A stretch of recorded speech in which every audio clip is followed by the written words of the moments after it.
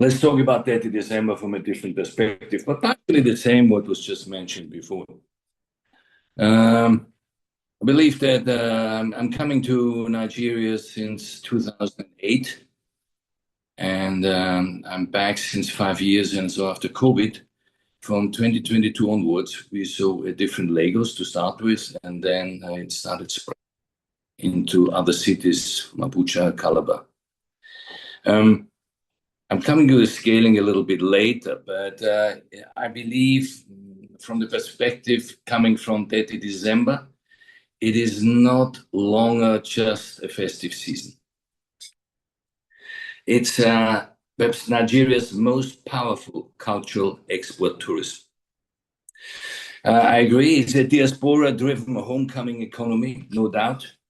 It's built on music, nightlife, and creative energy. And it's now creating global attention. So what we got absolutely right in 2025 was in world-class entertainment. I must admit, I went to the Echo actually, and I commended them for an amazing presentation of Rhythm Unplugged and Flight Time Fest. I personally saw Rema, Davido, the pop-up, one of the biggest hip-hop clubs from London, Tape. Nigeria delivered an absolute international standards events program. There were top Afrobeat performers from Vari, Fireboy, Asake, Davido, Wizkid, anywhere you go to. It was absolutely incredible. And the production quality was super strong. And Lagos positioned itself very much as a global entertainment capital. I do a lot of research because of the projects we are running as a group within the country and with media feedbacks. And that was one of the feedbacks you could read from anywhere. It was unbelievably globally recognized. However, the power of the audience came primarily from the diaspora. And there again, from our Nigerians and US, Canada, and the UK. There was a growing African audience, but primarily Nigeria, and a limited global audience. Reading some numbers of the 1.2 million estimated visitors, arrivals, 500,000 were diaspora, and then the other 700,000, the majority was from Nigeria directly. So the reality is it's still largely a diaspora-led tourism model. However, the global interest is rising. The international brands which came in, from hip-hop clubs to entertainment, nightlife concepts entering, it's absolutely awesome. And that increases the global visibility, and that clearly has brought Nigeria that it is globally relevant in both in culture and in nightlife. I think that's the key pointer. The major failures, the airport and the entry chaos. Immigration baggage delays were communicated all over, poor first impression. And as one knows, tourism starts at the airport, and we failed there. And the next one is the price inflation and the short-let distortion. Prices during this period, whether it's clubs, shortlets, or other tourism-related events houses, went up between 200 and 500%. So this explosion of the unregulated short-let apartments was one of the biggest thorns. There's no pricing control, absolutely inconsistent standards, security concerns, and it flooded social media. The risk with this is it's a very short-term profit for whoever does it, but for everybody else, it's a long-term brand damage. That brings you to the unstructured experience boom. So there were too many events, too many poorly organized events, overcrowding, weak logistics. The demand exploded. There were events all over the city. but the structure did not keep up with it. From the reality check on price versus value, it's a very interesting one. So from the hotel perspective, talking the market, whilst we had average room rates in 2022 around 65,000 naira, they grew to 340,000 naira in 2025. That's over 500% increase. But now, put that into US dollar terms. 22, with some realistic exchange rates, $145, but 2025, $200 only, which means that the prices surge locally, but globally, the growth is pretty moderate. That means we are becoming expensive locally faster than we are becoming premium globally. Of course, from our perspective, I mean, we operate 1,000 rooms, all top class five stars. Our performance 2025, must say, was another year of exceptional performance and again, another clear year-on-year growth. What we saw was a strong high-value clientele, I must say. From the creative industry, top staffs, the managers, whoever came through here, it was a pleasure sitting in the lobby and just passing through. You thought you're in Madison Square Garden.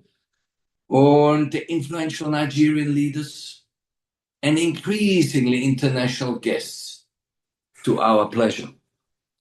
And this is for everybody, and I've seen it also from our competition. It's driven by continued investment in innovative facilities. But most importantly, and very, very good for Nigeria, it's the consistency and the personalization of service delivered by our teams. Result to us is clear. For the brand Continental, we've strengthened our position at the top end of the market, and we remain the benchmark for hospitality excellence. Now, what has changed 2022 to 2025? The 4 pointers. It's the scale. Now it's an explosive growth. The awareness is becoming a global buzz. The investment increasing. The structure, it's still catching up. In a summary, Detty December is scaling fast, however, unevenly. In Nigeria beyond Lagos, you see Abuja rising. Calabar is still relevant, Ikechi. Other cities a bit underdeveloped. It means Nigeria is still too Lagos-centric. Which puts you to the key lessons that entertainment remains the strongest asset. The diaspora is the primary driver. The infrastructure is the weakest link, and regulation are the urgent priority. So what must change? Number one, fix the arrival experience, the airport. Fast immigration, better airport flows. Introduce pricing disciplines, especially across shortlets. Regulate the shortlets and events with standards, safeties, and accountability. Decentralize Nigeria, build Abuja, Calabar, Jos, Kano, Port Harcourt, and the others, and expand beyond diaspora. Target the true international tourists who come in, as the speaker Sam said before. Detty December has already succeeded as a cultural movement, we firmly believe. The next step is to transform it into a structured, world-class tourism economy, but without losing its soul. Because the success came faster than structure. And now structure must catch up.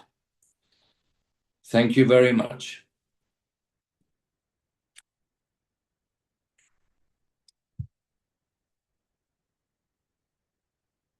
Thank you.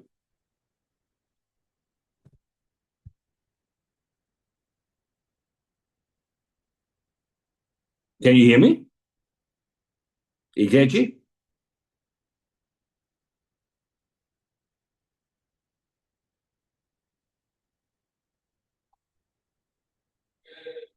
Okay, I think he's having network issues. Okay, I believe that we can all agree that Detty December has now attracted global interests. And Okay, okay. go ahead, sir. Okay, can I go ahead, sir? I wanted to hear everything you have to say, though my network here is a little patchy. They took the light and the network goes off. But this is Africa, different from what we experienced. But it's okay, sir. It was great listening to. I joined in halfway, and you made a great point because you are the center of the whole thing, and you see that there's a global scale coming. You have run hotels in Uganda, in Kenya, in Ethiopia. You know Africa, and you know the audience, you know the demographics, and you see the market. And I can see from our discussions some of the work you're doing at the lower level to be able to build a foundation on which you can build this tourism business. But I want to ask a question, sir. If there is one lesson, one suggestion that you think captures everything that has been discussed in the past to Nigeria, both the government and the private sector, what would that suggestion be to make sure that we capture more value going forward? It is a diaspora-driven economy. So it's not just, you cannot fix it with one part. But as I said first, there are a couple of issues. I don't even want to go now. The perception is mentioned before, diaspora statements were. But let's go. I'll give you a straightforward message. And this is utterly commercial. Since 2022, Detty December is working with or without anybody else's support or not. It is there. Straightforward. What we have to do is to start manifesting this, to work the footfall business, which is coming through year after year, because we do have more international travelers coming through in smaller frames, but it's coming through. Is, as always, change the airport experience, fix it, get the structures right, put basic controls into place, because the entertainment scene, they have to act together. That is world class. It's for us to get the infrastructure right, to promote that. This entertainment scene is there, it's globally recognized, and it's here in the middle of Lagos, in our heart. And they are tops. There is no discussion. And it doesn't matter which center it was, from the Echo to the Landmark, whoever, they performed extremely well.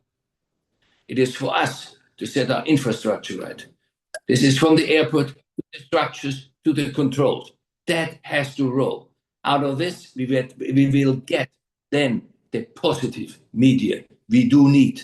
That it goes out and says, Lagos, it's not just the heartbeat, the capital globally of entertainment. It is also there to give you the feeling you have arrived. There is a smooth arrival experience. There is a smooth infrastructure on the transportations. There is events happenings where you feel, oh my God, these guys can really perform and bring it on. So these are the pointers they have to go through. And I know one is working on it. But Igechi, I have attended a few events, even in my old age. Rema performed finally at 4:30 in the morning on a Monday. I still made it then to the office at 8:30. But I can tell you, it was incredible. I loved it from A to Z. And whether it was Davito, the Whiz performing for tens of thousands of people, whether it's a tape club, wherever you went through, traffic at 4, 5, 6 in the morning, you thought you're in rush hour. That's all fine. I think Lagos itself has to get together and start from the airport to the accommodations, to the structures, to improve, to catch up. I think that's the key pointer, my opinion.